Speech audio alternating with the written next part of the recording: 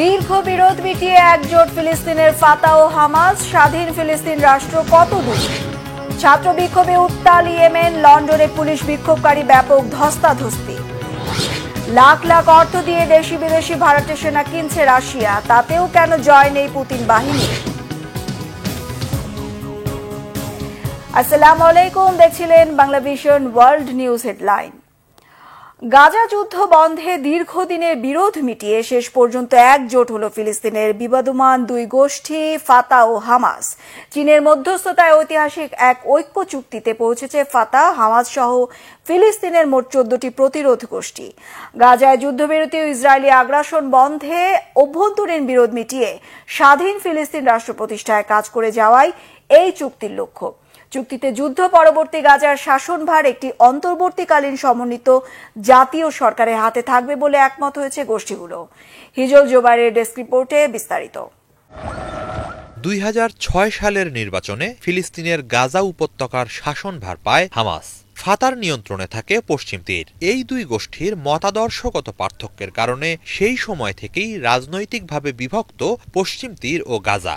তবে চলমান যুদ্ধের প্রেক্ষাপটে ফিলিস্তিনের সকল রাজনৈতিক গোষ্ঠীর ঐক্যবদ্ধ হওয়ার জোরালো তাগিদ দেখা দেয়। সেই লক্ষ্যেই চীনের আমন্ত্রণে 21 থেকে 23 জুলাই বেইজিংয়ে বৈঠকে বসে হামাস, ফাতা সহ ফিলিস্তিনের 14টি রাজনৈতিক অংশ।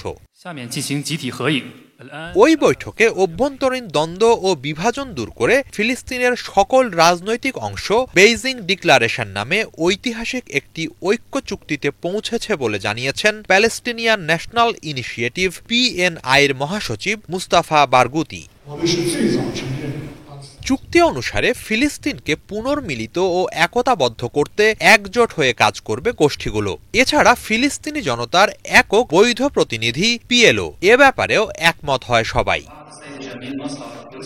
চীনের রাষ্ট্রীয় সংবাদ মাধ্যম CCTV জানায়, বৈঠকে যুদ্ধ পরবর্তী গাজার শাসনভার নেয়ার জন্য অন্তর্বর্তীকালীন একটি জাতীয় জোট সরকার গঠনের ব্যাপারে একমত হয় রাজনৈতিক গোষ্ঠীগুলো। একই সাথে জাতিসংঘ সনদ অনুসারে একটি স্বাধীন ফিলিস্তিন রাষ্ট্র প্রতিষ্ঠায় কাজ করে যাওয়ার ব্যাপারে সম্মত হয় তারা। এই চুক্তিকে আগের যে কোনো চুক্তির চেয়ে সফল ও কার্যকর চুক্তি বলে অভিহিত করেছেন মুস্তাফা বারগুতি। এবারের চুক্তিটি বেশি তাৎপর্যময়, কারণ এটি একই সাথে বিশদ ও বাস্তবসম্মত। আজ থেকে নতুন এক যাত্রা শুরু হলো। এজন্য চীনকে ধন্যবাদ। এক্ষেত্রে তাদের আরো বড় ভূমিকা রাখতে হবে। ফিলিস্তিনি জনতাকে সমর্থন দিয়ে যাওয়ার জন্য চীনের প্রতি আমরা কৃতজ্ঞতা জানাচ্ছি। ফিলিস্তিনি গোষ্ঠীগুলোর এই পুনর্মিলন সাধুবাদ জানিয়েছে চীন। বেইজিং ডিক্লারেশন বাস্তবায়নে সকল পক্ষের সাথে যোগাযোগ রক্ষা ও সমন্বয় সাধনে কাজ করে যাওয়ার প্রতিশ্রুতি দিয়েছে তারা। হিজল জোবায়ের, বাংলা ভিশন। এদিকে ফিলিস্তিনের গাজা ভূখণ্ডে ইসরায়েলি নৃশংসতা বন্ধ ও যুদ্ধবিরতির দাবিতে ইয়েমেনে বিক্ষোভ করেছে হাজারো শিক্ষার্থী। ইসরায়েলকে অস্ত্র দেয়া বন্ধের দাবিতে ব্যাপক বিক্ষোভ হয়েছে যুক্তরাজ্যেও। লন্ডনে ব্রিটিশ পররাষ্ট্র মন্ত্রণালয়ের বাইরে পুলিশের সাথে বিক্ষোভকারীদের ধস্তাধস্তি হয়েছে। বিস্তারিত রিফাত জামানের ডেস্ক রিপোর্টে। এক দফা দাবিতে রাস্তায় নেমেছে বিশ্ববিদ্যালয়ের হাজারো শিক্ষার্থী। তাদের একটাই দাবি, বন্ধ হোক গাজায় ইসরায়েলি আগ্রাসন, নৃশংসতা, আসুক যুদ্ধবিরতি। এই দাবিতে ইয়েমেনের রাজধানী সানার রাজপথে ঢল নামে এসব শিক্ষার্থীর। আমরা কেবল আমাদের ফিলিস্তিনি ভাইদের সমর্থন করার জন্য এবং আমাদের বন্দরনগরী হুদাইদাতে ইসরায়েল ও যুক্তরাষ্ট্রের হামলার বিরুদ্ধে ক্ষোভ ও নিন্দা জানাতে এসেছি। ফিলিস্তিনিদের রক্ষা করতে আমাদের হুতি বিদ্রোহীরা যে মিসাইল হামলা চালিয়ে যাচ্ছে তাতে আমাদের সমর্থন রয়েছে। ফিলিস্তিনিদের উপর ইসরায়েলি হত্যাযজ্ঞ বন্ধের দাবি জানাচ্ছি আমরা। গেল 10 মাস ধরে ফিলিস্তিনি হত্যাযজ্ঞ চলছে, তাদের উপর এই নৃশংসতা বন্ধের দাবি জানাচ্ছি আমরা। ফিলিস্তিনিদের সমর্থনে লোহিত সাগরে বিভিন্ন জাহাজ ও ইসরায়েলি ভূখণ্ড লক্ষ্য করে হুতি বিদ্রোহীদের অব্যাহত মিসাইল হামলার প্রশংসা করে স্লোগান দেন সানা বিশ্ববিদ্যালয়ের শিক্ষার্থীরা।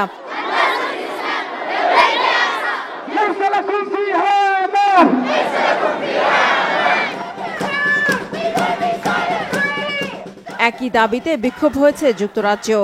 লন্ডনে ব্রিটিশ পররাষ্ট্র মন্ত্রণালয়ের সামনে ক্ষোভে ফেটে পড়েন ফিলিস্তিনপন্থীরা। তারা গাজায় ইসরায়েলি আগ্রাসন বন্ধ, যুদ্ধবিরতি ও ইহুদি রাষ্ট্রটিকে অস্ত্র না দেওয়ার দাবিতে স্লোগান দেয়। এক পর্যায়ে পুলিশ বিক্ষোভকারীদের সরাতে গেলে তাদের সাথে ব্যাপক ধস্তাধস্তি হয়। গ্রেফতার করা হয় বেশ কয়েকজনকে। রিফাত জামান, বাংলাভিশন নিউজ ডেস্ক। উগান্ডায় সরকার বিরোধী বিক্ষোভ দমন করতে গিয়ে গণগ্রেফতার অভিযান শুরু করেছে আইন শৃঙ্খলা বাহিনী। পরিস্থিতি নিয়ন্ত্রণে সেনা মোতায়েন হলেও থেমে নেই বিক্ষোভ ও সহিংসতা। স্থানীয় সময় মঙ্গলবার সকালে নিষেধাজ্ঞা ভেঙে রাজধানী কাম্পালায় দুর্নীতি বিরোধী বিক্ষোভ শুরু হলে কঠোর শক্তি প্রয়োগে তা দমনের চেষ্টা চালায় আইন শৃঙ্খলা বাহিনী। দুর্নীতিগ্রস্ত এমপিদের বিরুদ্ধে ব্যবস্থা না নেওয়ার অভিযোগে পার্লামেন্ট স্পিকারের পদত্যাগের দাবিতে স্লোগান দেন বিক্ষুব্ধরা। দুর্নীতি দমনে কঠোর পদক্ষেপের দাবিতে ব্যানার ও প্ল্যাকার্ড নিয়ে এসব মিছিলে অংশ নেন তারা। বিক্ষোভ দমনে শুরু হওয়া গণগ্রেফতার অভিযানে মঙ্গলবার রাত পর্যন্ত অন্তত 60 জনকে আটক করা হয়, যার বেশিরভাগই বিরোধী নেতাকর্মী ও মানবাধিকার কর্মী। বিক্ষোভ দমনে কঠোর হুঁশিয়ারি দিয়েছেন প্রায় 40 বছর ধরে পূর্ব আফ্রিকার দেশটিতে ক্ষমতায় থাকা প্রেসিডেন্ট ইউয়েরি মুসেভেনি। নেপালের ত্রিভুবন আন্তর্জাতিক বিমানবন্দরে 19 আরোহী সহ একটি বিমান বিধ্বস্ত হয়ে 18 জন যাত্রীর মৃত্যু হয়েছে। সৌভাগ্যক্রমে বেঁচে গেছেন মাত্র একজন, তিনি বিমানটির পাইলট। সুরিয়া এয়ারলাইন্সের বিমানটি স্থানীয় সময় সকাল 11টার দিকে উড্ডয়নের সময় রানওয়ে থেকে ছিটকে কিছু দূরে গিয়ে বিধ্বস্ত হয়। রাজধানী কাঠমান্ডুতে ত্রিভুবন আন্তর্জাতিক বিমানবন্দরে বিমানটি বিধ্বস্তের পরপরই তাতে আগুন ধরে যায়। এরপরই ঘটে বিস্ফোরণ। আহত পাইলটকে উদ্ধার করে স্থানীয় হাসপাতালে পাঠানো হয়। তিনি চোখে এবং কপালে আঘাত পেয়েছেন, তবে তার অবস্থা আশঙ্কাজনক নয়। 17 যাত্রী ও 2 জন ক্রু নিয়ে বিমানটি কাঠমান্ডু থেকে পোখারা যাচ্ছিল। যাত্রীদের সবাই ছিলেন প্রকৌশলী। এদের মধ্যে একজন ইয়েমেনের নাগরিক ছিলেন, বাকিরা নেপালের। বিমানটি কি কারণে বিধ্বস্ত হয়েছে তা এখনো জানা যায়নি। এ নিয়ে 2010 থেকে এ পর্যন্ত 12টি ভয়াবহ বিমান দুর্ঘটনার সাক্ষী হয়ে রইল নেপাল। এর মধ্যে 2023 সালে পোখারায় সবচেয়ে মর্মান্তিক বিমান দুর্ঘটনা নিহত হয় অন্তত 72 জন।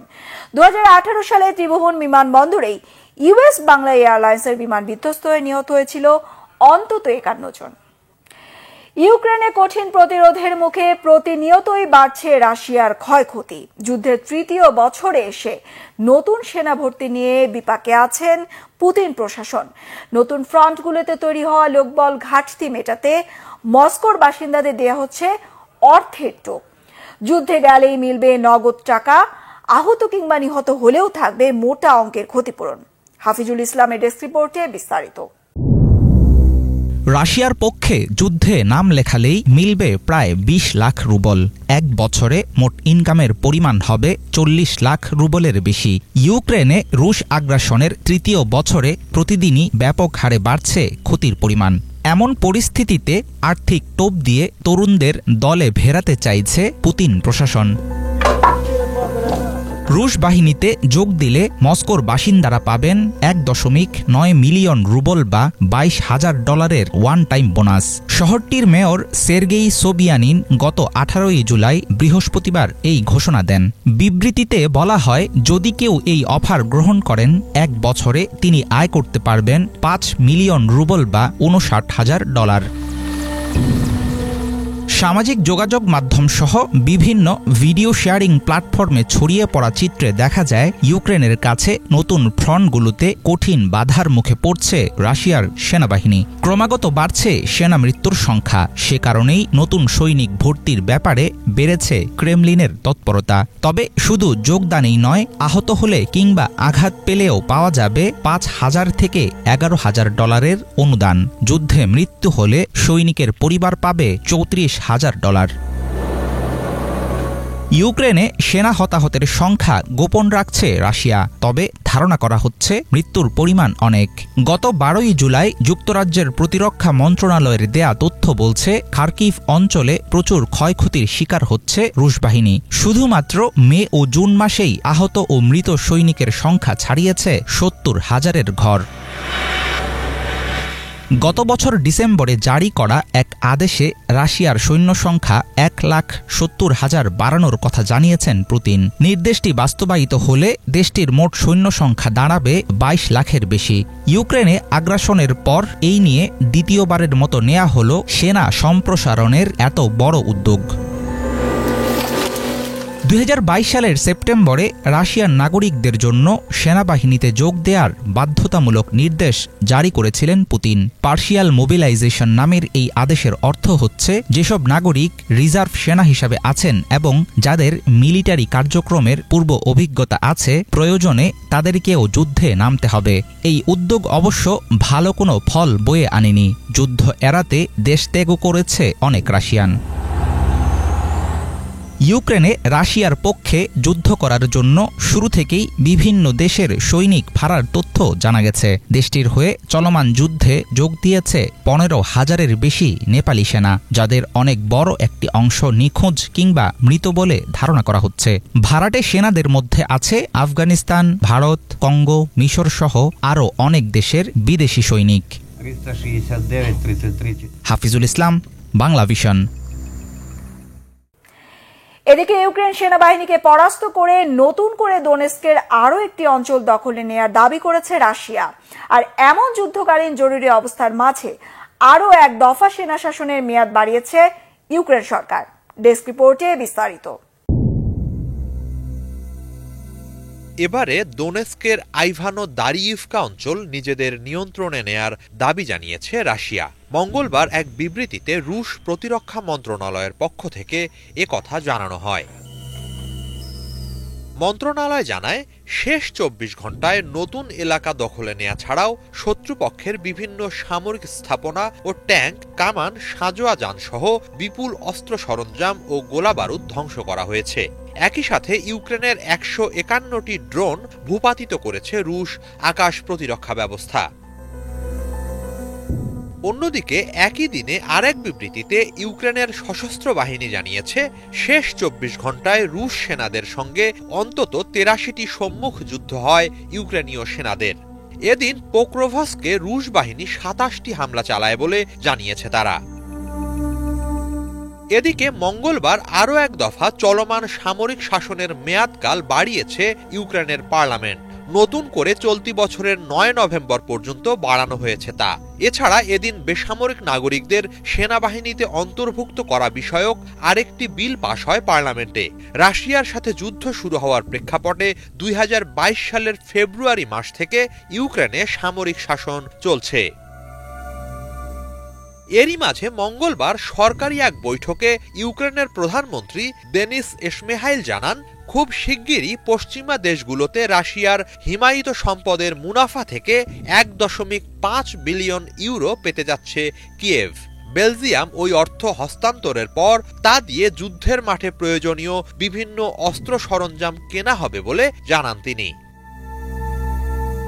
রাশিয়ার হিমায়িত সম্পদের মুনাফা থেকে ইউক্রেনকে অর্থ দেওয়ার এই পদক্ষেপকে চুরি বলে আখ্যা দিয়েছেন ক্রেমলিনের মুখপাত্র দিমিত্রি পেসকভ। যারা এই সিদ্ধান্তের সাথে জড়িত, রাশিয়া তাদের বিরুদ্ধে কঠোর পদক্ষেপ নেবে বলে হুঁশিয়ারি জানিয়েছেন তিনি।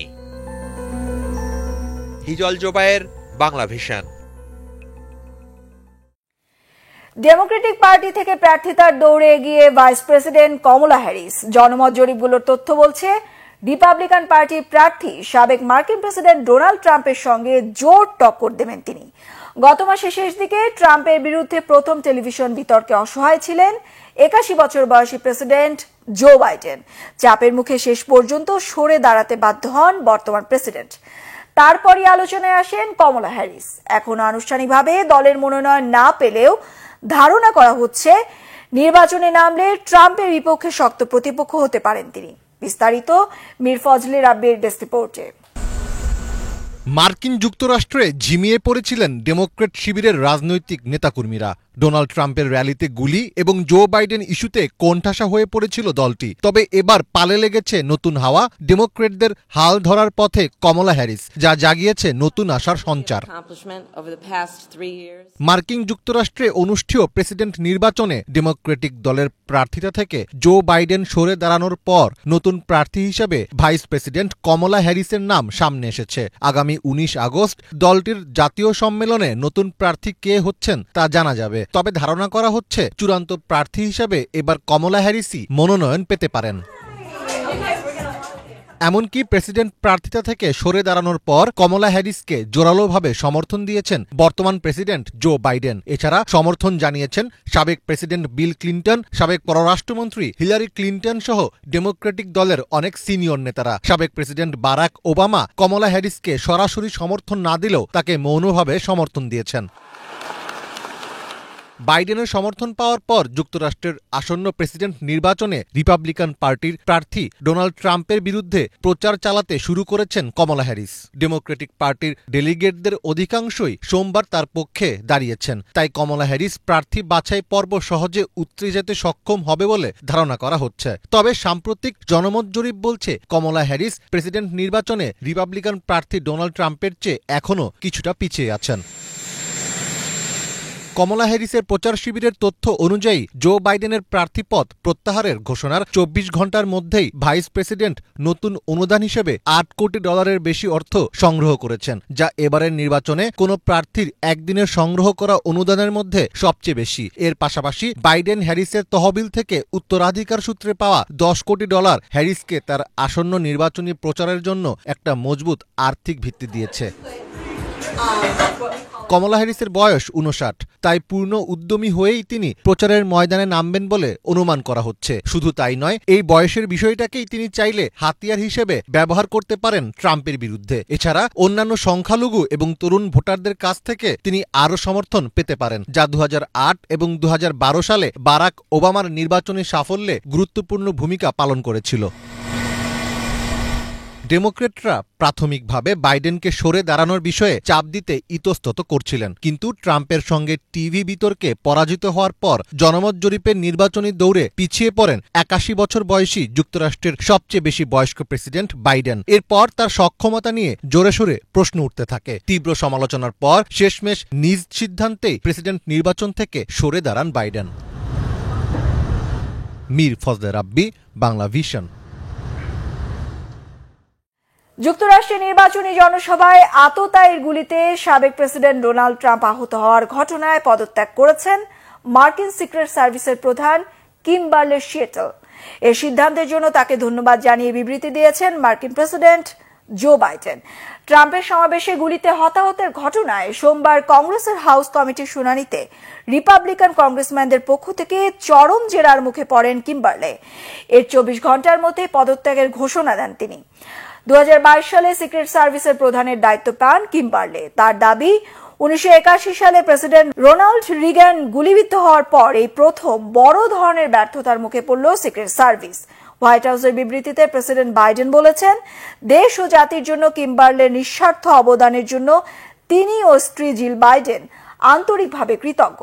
সংস্থাটির পক্ষ থেকে পূর্ণ দায় নিয়ে পদত্যাগের সাহসী সিদ্ধান্ত নেয়ার কিম্বারলের ভূয়সী প্রশংসা করেন জো বাইডেন। 13 জুলাই পেনসিলভেনিয়া অঙ্গরাজ্যের বাটলারের জনসভায় আততায়ীর গুলিতে ভাগ্যক্রমে বেঁচে ফিরলেও বুলেটের আঘাতে রক্তাক্ত হয় ট্রাম্পের কান। সিক্রেট সার্ভিস সদস্যদের পাল্টা গুলিতে নিহত হয় 20 বছর বয়সী হামলাকারী ম্যাথিউ ক্রুকস। হামলায় ট্রাম্প সমর্থকদের একজন নিহত এবং 2 জন গুলিবিদ্ধ হন। এই ছিল আজকের মতো, সাথে থাকায় ধন্যবাদ।